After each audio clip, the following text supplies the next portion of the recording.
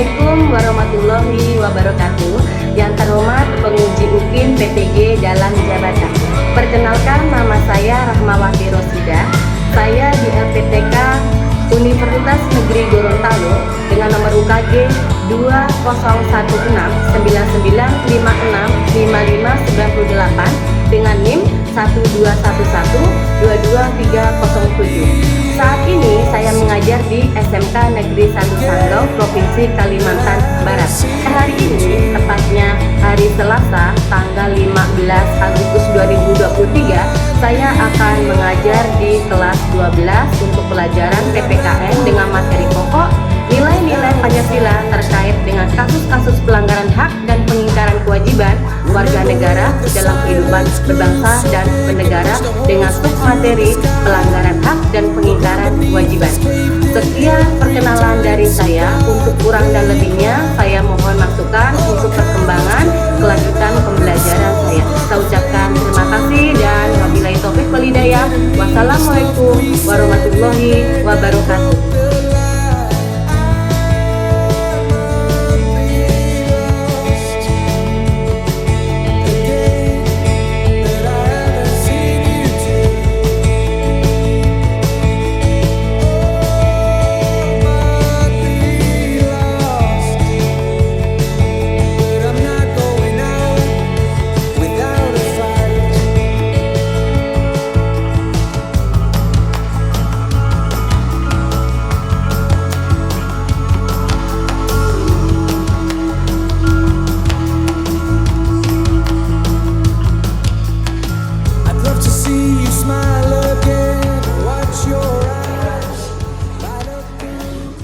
Selamat siang semuanya.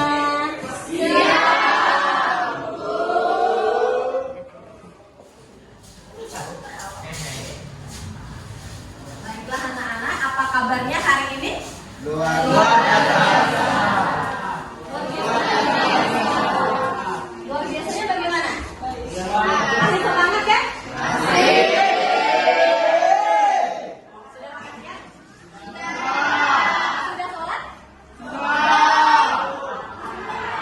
Masih semangat ya? Terima kasih untuk semangatnya. Karena ini kan juga bulan Agustus, hari kemerdekaan negara Indonesia. Jadi tetap harus semangat walaupun sekarang jam 1 siang nanti kita belajar 90 menit. Ibu harap tetap semangat. Sebelum mulai pembelajaran kita hari ini, silakan satu orang untuk maju ke depan memimpin doa. Silakan.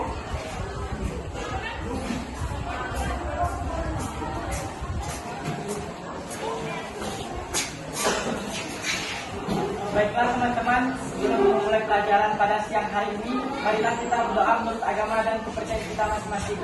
Bagi yang beragama Islam, perkenankan saya untuk memimpin doa ini. Alhamdulillahirrahmanirrahim.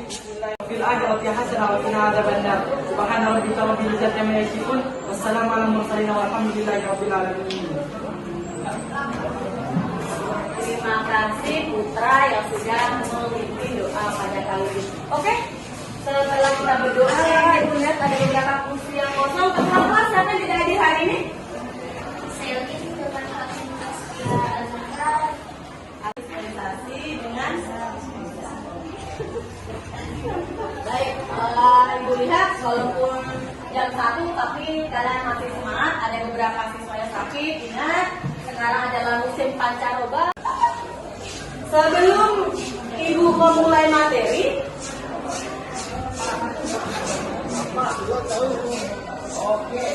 kita akan menyanyikan lagu kebangsaan, salah satu lagu wajib nasional ya, yaitu sesuai dengan di bulan Agustus ini, yaitu apa judul lagunya? Bulan Agustus. Oh, judul lagunya kakak Hari Merdeka. Oke, kita bersama-sama.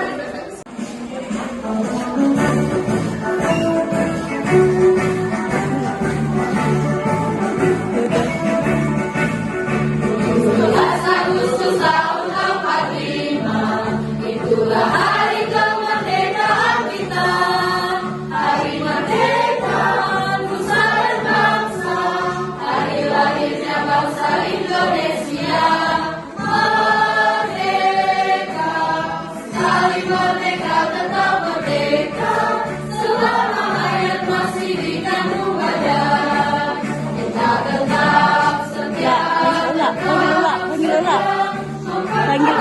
Indonesia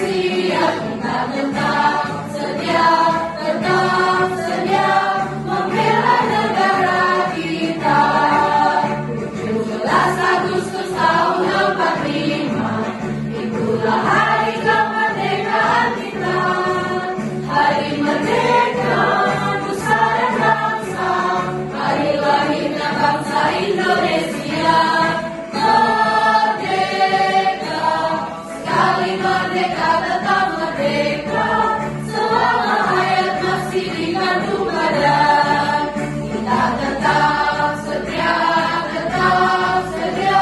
mempertahankan Indonesia. Kita tetap sedia membela negara kita. Oke, ini pertemuan keempat kita ya. Ada yang masih ingat pelajaran minggu lalu mengenai hak dan kewajiban warga negara? Masih ingat ya? Masih. Oke, Ibu ingin salah satu dari kalian. Kenapa Jeki? Sakit Jeki?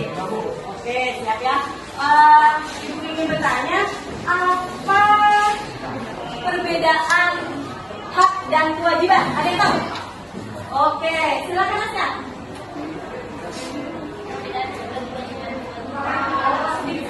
Kewajiban adalah sesuatu yang diwajibkan, sesuatu yang harus dilaksanakan atau suatu keharusan. Sedangkan hak adalah kekuasaan yang benar atas sesuatu atau untuk. Oke, ada lagi? Ada lagi? Oke, Kak, silakan. Yang buat Kak.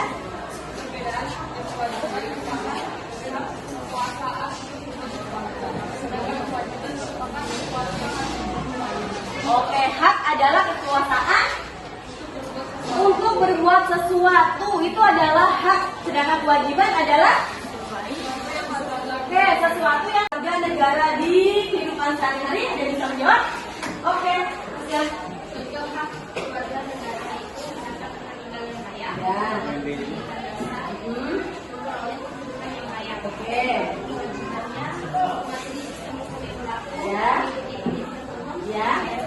Oke, itu tadi adalah bentuk hak dan kewajiban kita sebagai warga negara. Ada yang ingin menambahkan? Ada? Ada? Ada?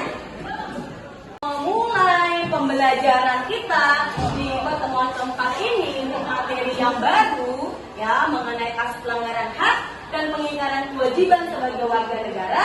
Kita lihat dulu tayangan video berikut ini.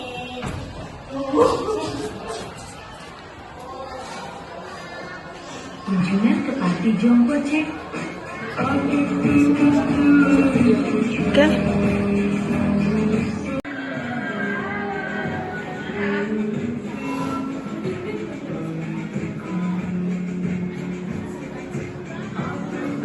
Baik-baik ya. Yang bisa kita lihat ya dari video yang sudah kita tonton ini.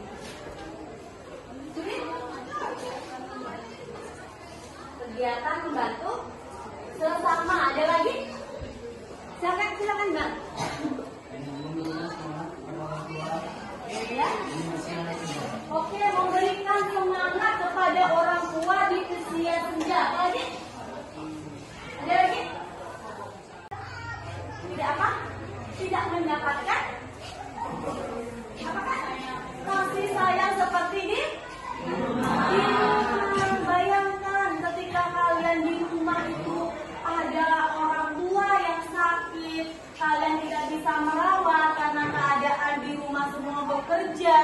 Terus kalau orang tua dibiarkan sendiri di rumah tentu akan merasa sendirian. Terus kita juga kasihan. Makanya dengan keterbatasan itu mungkin seorang anak atau seorang keluarga itu menitipkan orang tua yang sudah berusia lanjut ataupun yang mungkin terkena sakit stroke ke panti jompo. Bagus tidak sebenarnya seperti itu? Apa alasannya Rika? Kenapa dikatakan tidak bagus? Karena?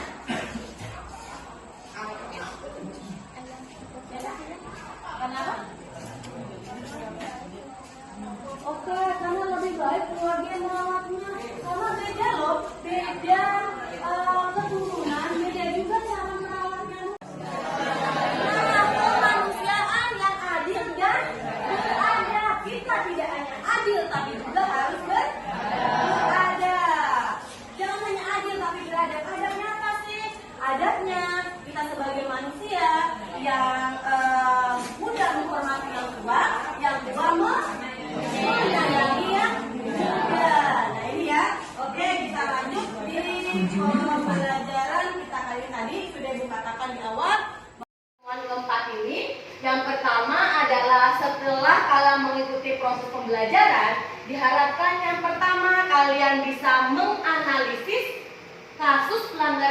dan pengingkaran kewajiban sebagaimana diatur dalam Undang-Undang Negara Republik Indonesia tahun 1945 dan perumusan solusi secara kreatif, kritis dan inovatif untuk memecahkan kasus pelanggaran hak dan pengingkaran kewajiban berkaitan dengan tepat. Artinya solusinya bagaimana? Harus secara kreatif, kritis dan inovatif ya, supaya nanti efek jerahnya juga ada. Yang kedua, diharapkan kalian itu menyaji hasil analisis kasus pelanggaran hak dan pengingkaran kewajiban sebagaimana juga diatur dalam Undang-Undang Dasar tahun 1945 dan perumusan solusi manis sama secara kreatif, kritis, inovatif untuk memecahkan kasus pelanggaran hak dan pengingkaran kewajiban dengan sistematis dan artikulasi yang jelas. Nanti jika menyampaikan untuk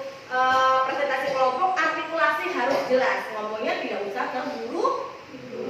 Next, yang ketiga, menunjukkan sikap tanggung jawab dan percaya diri melalui diskusi kelompok mengenai kasus pelanggaran hak dan pengingkaran kewajiban warga negara sebagaimana diatur di Undang-Undang Dasar Negara Republik Indonesia tahun 1945.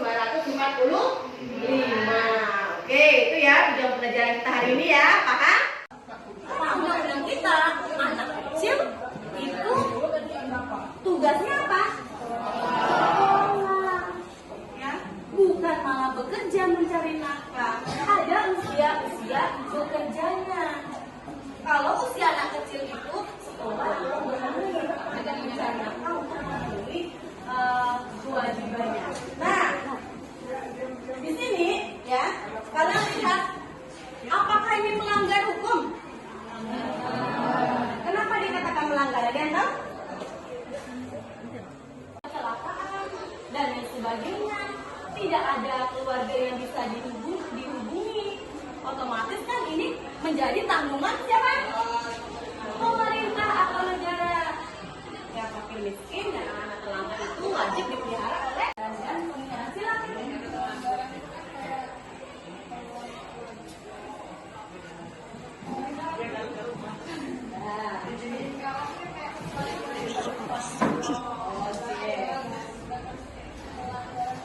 Tidak tepat janji ya.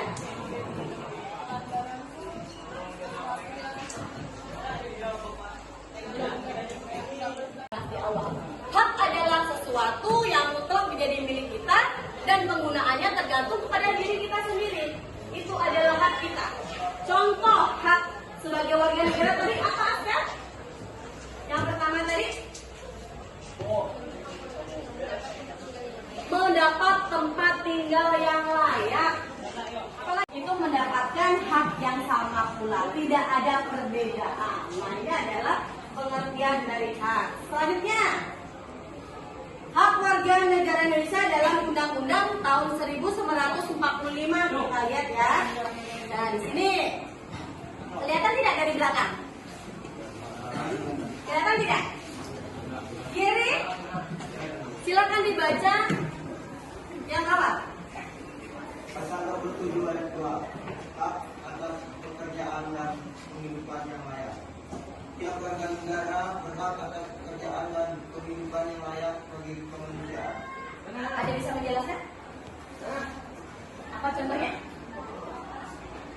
Ya, apa contohnya? Tidak diperlukan. Oke, ada lagi? Bagus tadi jawabannya. Ada lagi? Ada lagi yang bisa menjelaskan? Ya, oke. Tadi yang dijelaskan itu benar ya, bahwa semua warga negara ya itu mempunyai hak yang sama. Dalam hukum tidak ada pandang bulu. Kalian ingat kan pada saat kasus yang kemarin marak di kepolisian itu kasus apa? Verdi Sambo, ya kan? Nah, itu adalah seseorang yang tidak bagus, atau dalam arti kata tidak mewah. Mereka tidak mendapat tempat duduk, tapi kalian sebagai anak muda itu duduk. Apa yang kalian lakukan? Memberikan tempat duduk itu. Itu yang perlu ditanamkan. Next, selanjutnya lagi. Silakan dibaca Quran. 28 kelihatan sekarang? Kelihatan semua kan? Kelihatan kan?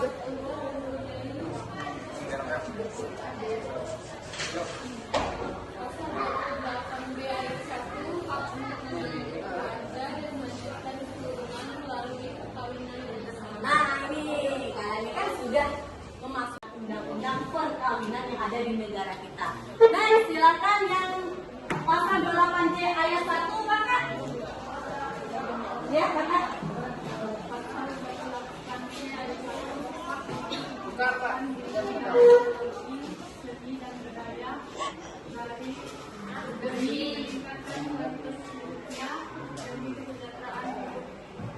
Oke, untuk mengembangkan diri, hak kita dan teknologi, seni dan budaya demi meningkatkan kualitas tidak bisa diselesaikan. Kalau tidak percaya dengan orang tua, cerita ke teman ataupun ke konseling supaya melanggar pasal berapa? Oke, kita lihat gambar yang kedua adalah gambar KDRT atau pembunuhan atau pemerkosaan. Ini juga ya termasuk kasus pelanggaran hak asasi manusia, tidak mencerminkan pasal 28A sampai 28J yang membahas tentang hak asasi seorang manusia itu sendiri. Kita ini adalah makhluk sosial. Tidak bisa tidak hidup sendiri. Tidak bisa. Ini gambar siapa ya? Gambar siapa ya? Arhan. Oke, Farhan tidak masuk hari ini ya.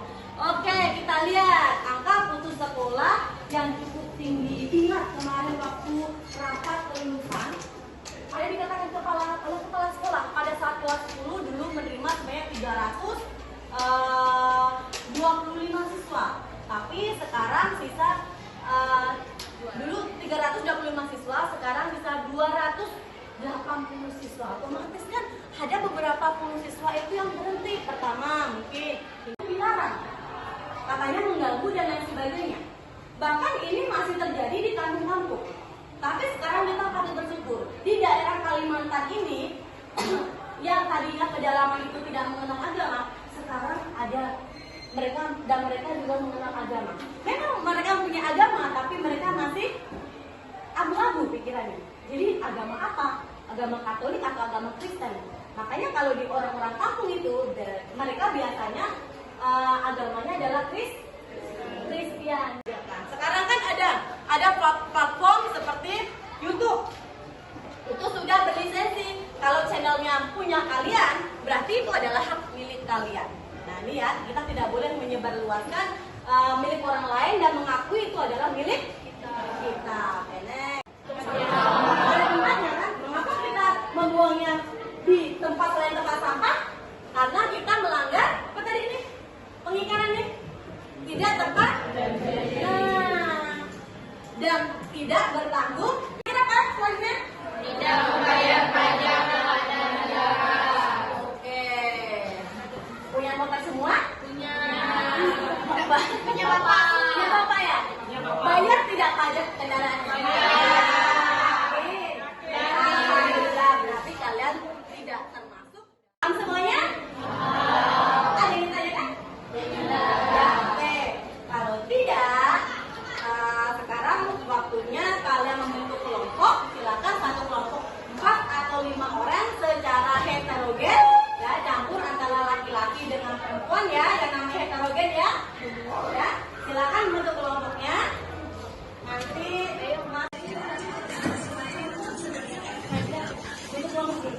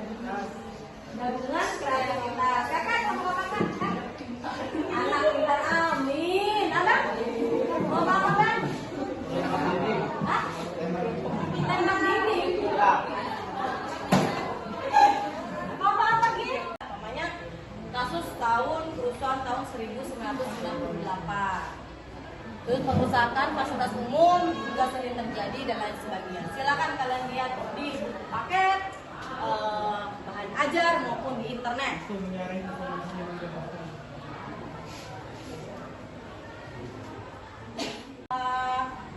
Membaca berarti nanti kalau bisa yang lainnya menjawab pertanyaan yang diajukan oleh teman yang lain.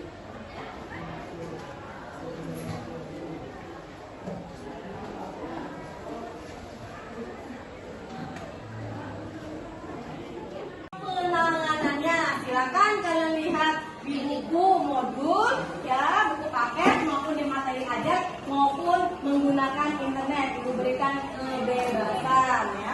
Silakan kalian kerjakan.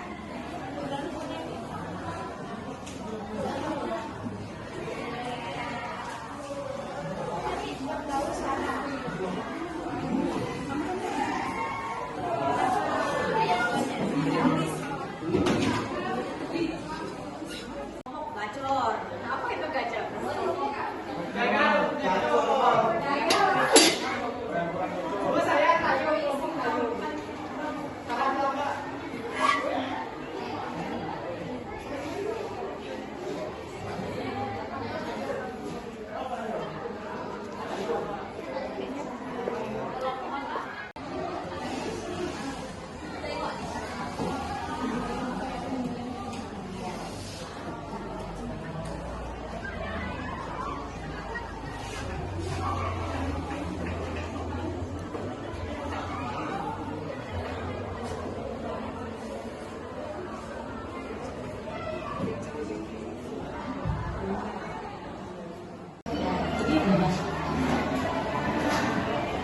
Kami dari kelompok Orang Pintar akan mempresentasikan hasil diskusi kami, yaitu tentang perundungan.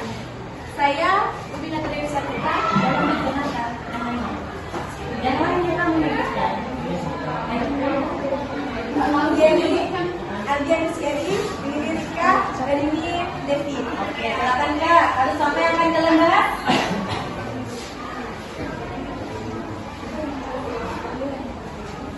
Penyebab terjadinya kasus perundungan. Penyebab terjadinya kasus perundungan biasa berupa fisik, kepandaian komunikasi, gender hingga status sosial. Selain itu, adanya penyalahgunaan ketidakseimbangan kekuatan untuk kepentingan pelaku dengan cara mengganggu atau mengucilkan korban. Sebagai contoh kasus perundungan yang terjadi di sekolah, yaitu pada siswa SMP di Garut yang dianiaya oleh teman sekolahnya hingga tidak sadarkan diri.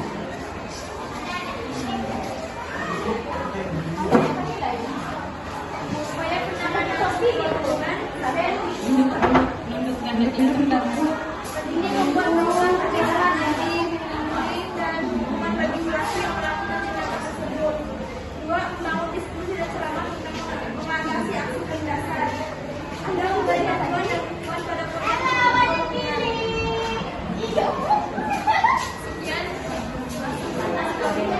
Ya, Apakah ada yang mau bertanya? silakan kelompok apa tadi Kak? Orang Pintar sudah selesai memaparkan presentasinya. Jika ada kelompok lain yang bertanya, silakan. Silakan Ibu batasi 2 pertanyaan ya. Oke, untuk satu kelompok presentasi 2 pertanyaan. Ya, Kakak silakan. Bagaimana dampak dari perundungan? Oke. Dampak dari perundungan. Ya, silakan.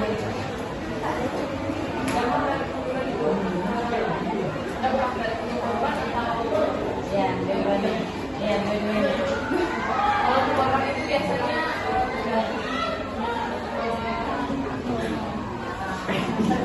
atau lama. Kalau keluarga itu biasanya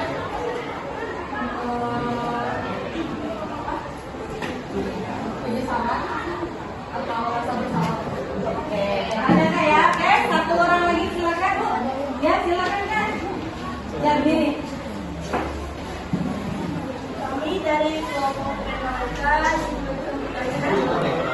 bagaimana cara mengatasi atau mencegah perundungan? Bagaimana cara mengatasi atau mencegah perundungan? Kak, suaranya lebih besar ya, soalnya speakernya jauh. Bagaimana cara mengatasi perundungan? seperti yang kami jelaskan tadi, cara mengatasinya. Pendidik membuat program pencegahan anti bullying dan hukuman bagi pelaku yang melakukan tindakan tersebut. Yang kedua, membangun diskusi dan ceramah tentang pengajian aktif penindasan. Yang ketiga, memberi bantuan dan dukungan pada korban yang berhubungan. Oke, paham kan? Ya, jelaskan dulu. Baik, terima kasih sudah bertanya. Sekian. Beri aplaus. Kamu oke, silakan. Selamat siang teman-teman. Ya. Perkenalkan, nama saya Rahmat Pratama.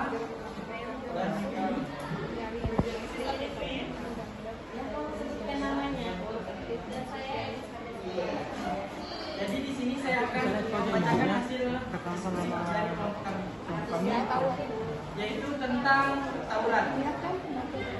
Penyebab terjadinya kasus tawuran yang pertama, masa-masa krisis identitas pada remaja. Yang kedua, kontrol diri bapak. Tiga, pengaruh media. 4, kurangnya pengawasan orang tua. Faktor penyebab terjadinya tawuran pelajar adalah tekanan teman sebaya, yaitu dengan gengsi yang sering dialami oleh remaja atau pelajar. Remaja yang sudah terbiasa melakukan kekerasan sendiri akan sangat mudah dalam sebuah kelompok pertemanan yang mendukungnya. Yang kedua, upaya penanganan. Upaya penanganan tawuran yang pertama, perbanyak silaturahmi. Yang kedua, adanya delegasi yang kuat. Yang ketiga, mediasi. Yang keempat, memperluas pengetahuan dalam konteks agama. Yang kelima, menumbuhkan karakter bangsa yang seutuhnya. Yang keenam, memberi efek jerah. Dan yang terakhir, memberi ruang positif. Sekian dari presentasi dari kelompok kami. Silakan untuk kelompok lain untuk bertanya. Oke, 2 orang ya, Pak ya. Silakan.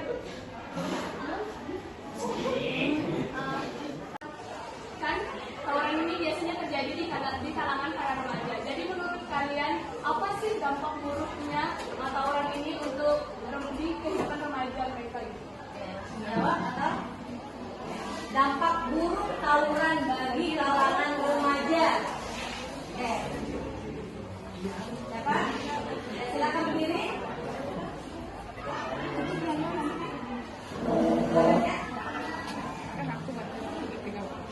Dampak bagi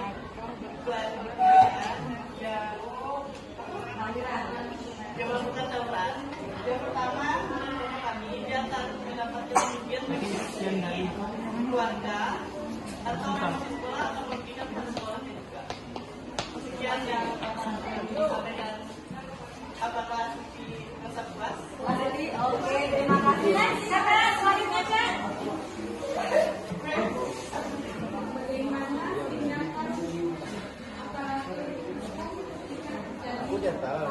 Oke, tindakan aparatur hukum ketika terjadi tawuran. Tindakan aparatur hukum. Mandiri sendiri. Tindakan dari aparatur hukum dalam menangani kegiatan aksi tawuran adalah memberikan sanksi kepada pelaku yang melakukan pembunuhan tawuran, memberikan efek melakukan kegiatan tawuran tersebut. Contohnya, memberikan teguran jika dia tidak mendengarkan teguran tersebut. Enggak, nanti enggak. Mereka penuh nemo belni. Enggak.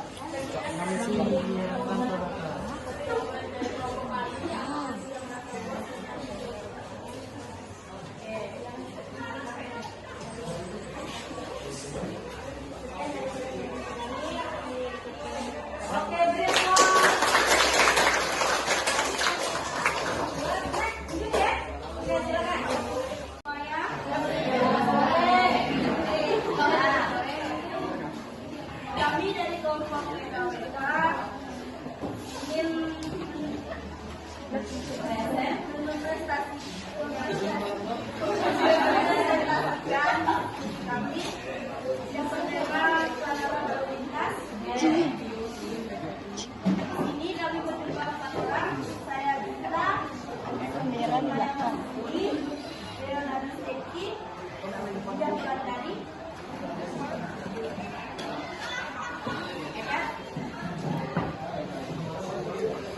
Baiklah, kita masuk ada ketemuannya. Baiklah, kita masuk ke penyebab terjadinya kasus pelanggaran lalu lintas. 1. Kurangnya kesadaran berlalu lintas. Masih banyak pengguna jalan tidak menerapkan etika kepada sesama pengguna jalan. Hal ini terparah dengan banyaknya pengemudi yang tingkat kematangannya masih kurang dalam mengendalikan kendaraan. 2. Rendahnya pemahaman aturan lalu lintas.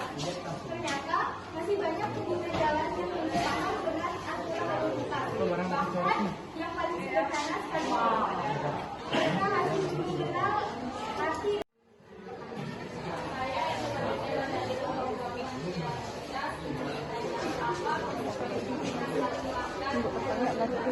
Konsekuensi jika selalu melanggar lalu lintas. Oke, yang pertama silakan jelaskan apa konsekuensinya.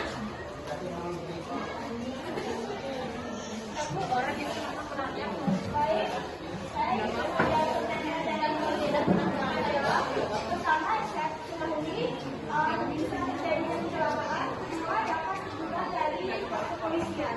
Apakah sudah jelas?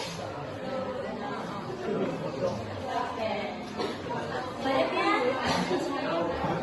ya, oke Arif, silakan Arif.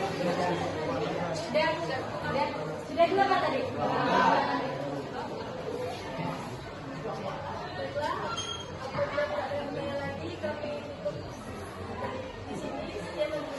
Oke,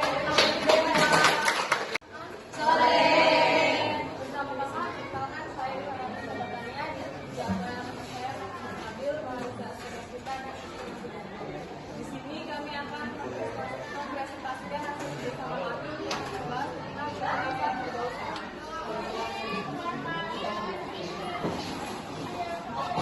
Penyebab terjadinya kasus. Penyebab terjadinya kasus berbau salah adalah isu-isu yang terjadi karena adanya perbedaan suku, agama, ras, dan golongan. Konflik terjadinya karena kami karena adanya sekelompok masyarakat yang hidup di daerah tertentu dan memiliki latar belakang budaya yang berbeda-beda.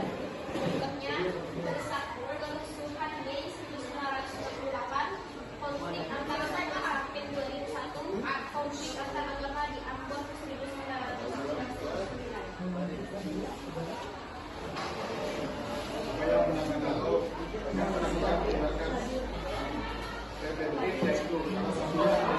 Dengan memberikan edukasi dan pemahaman mengenai keberagaman suku, budaya dan agama yang terdapat di Indonesia.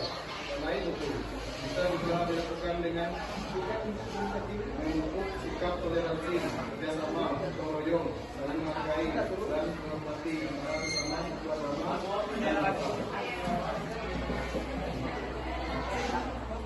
Apakah ada yang bertanya?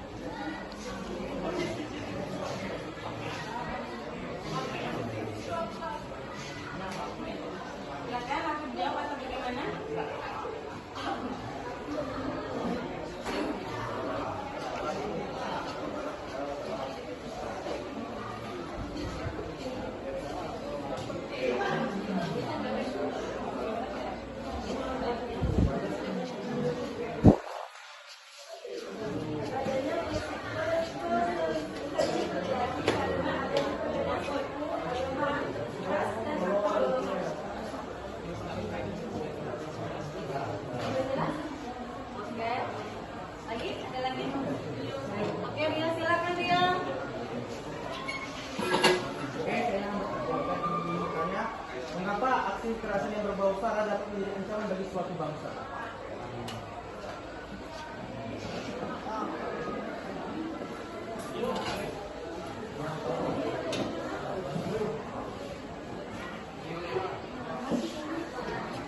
Mengapa kekerasan yang berbau sara dapat menjadi ancaman bagi suatu bangsa? Disintegrasi ya. Kenapa jadi ancaman? Kenapa?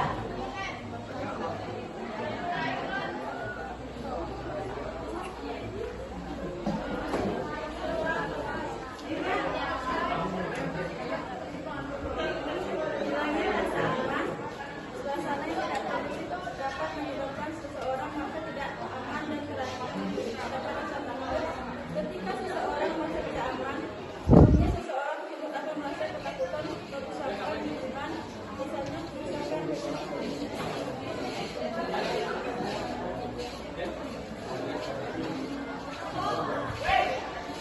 Hilangnya rasa aman apa lagi Kak tadi Kak? Dan rasa takut. Merasa tidak aman dan takut terhadap seseorang. Ya, silakan.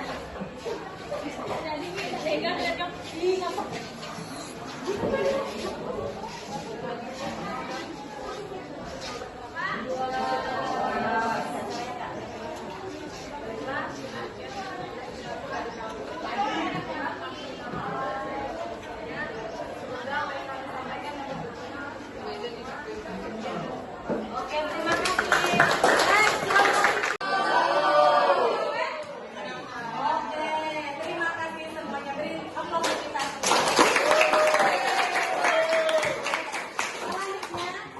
Selanjutnya, untuk kalian, untuk ibu melakukan evaluasi, silakan kalian scan barcode ya. Silakan kalian jawab pertanyaan yang sudah ibu siapkan menggunakan link atau barcode tersebut. Silakan.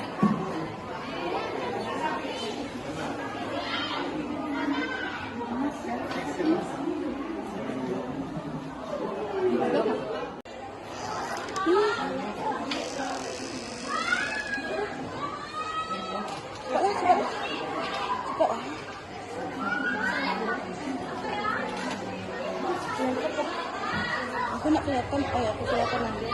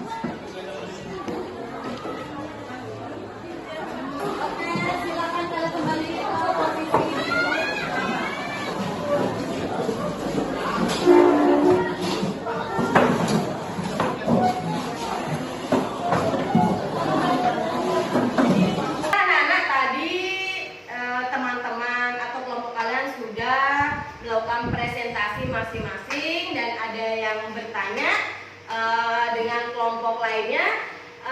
Ibu ingin menanyakan apakah materi tadi ada yang belum kalian pahami?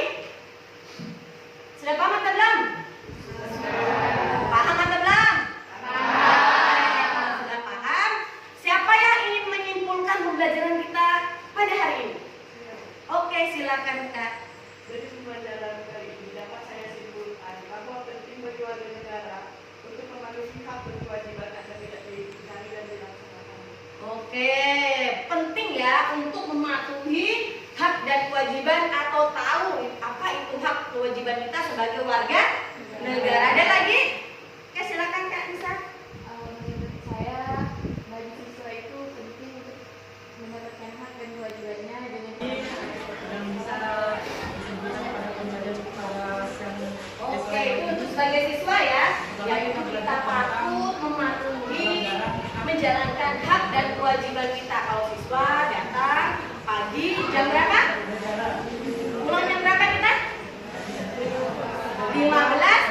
Tidak boleh ada yang bolos tiba-tiba pulang ke kos atau ke rumah dan lain sebagainya. Nah itu ya, itu materi kita kali ini dapat kita simpulkan bahwa setiap warga negara bagaimanapun dia kedudukannya tetap harus mematuhi hak dan kewajiban kita masing-masing. Jika tidak, ya jika kita ingkar dan melanggar, ya maka kita akan dikenai sanksi ya. Itu sanksi itu dapat berupa sanksi sosial maupun sanksi hukum. Ada yang pernah kena sanksi hukum? Ada tidak? Tidak ada ya. Alhamdulillah tidak ada yang terkena sanksi hukum. Baiklah anak-anak, tadi kita sudah melakukan evaluasi dan kita sudah menyimpulkan pembelajaran kita kali ini di materi kasus pelanggaran hak dan pengingkaran kewajiban warga negara. Bagaimana perasaan kalian hari ini? Senang. Yakin senang?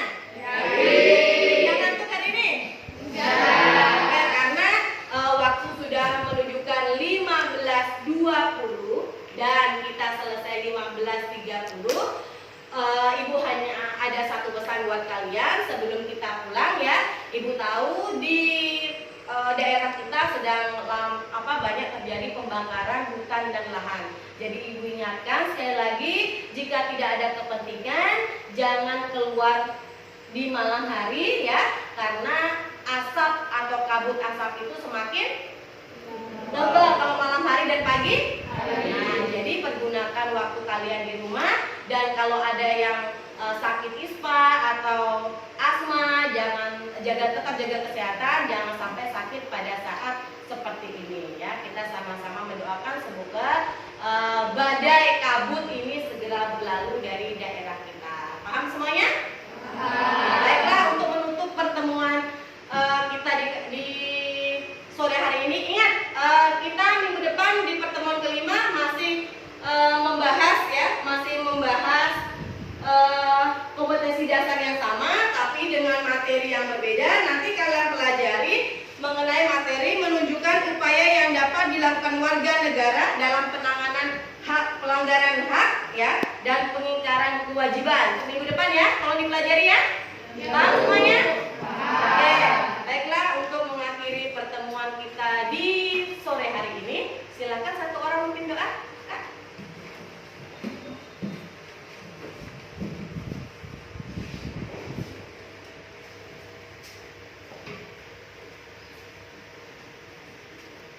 Mari kita berdoa secara sekali. Yesus, terima kasih atas berkat kemurahan-Mu pada sore hari ini. Kami telah menyaksikan pembelajaran kami. Kiranya Engkau menyertai kami, tunjukkan kami telah menyelesaikan pelajaran ini dengan tenang. Tuhan, terima kasih. Pada saat ini kami mau pulang. Kiranya Engkau memberkati kami di perjalanan hingga kami menuju rumah dengan dapat selamat. Hanya ini doa kami dan kita bersyukur dalam nama Tuhan Yesus. Amin. Terima kasih Kak. Oke, baik, ketemu lagi di hari Selasa.